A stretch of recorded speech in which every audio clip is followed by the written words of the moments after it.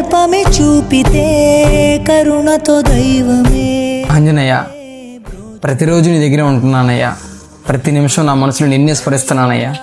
ఒక్కసారి నీ దర్శనం ప్రత్యక్షమై నీ రూపాన్ని నేను చూడాలయ్యా. ఒడికి ఒరిగిపోతూ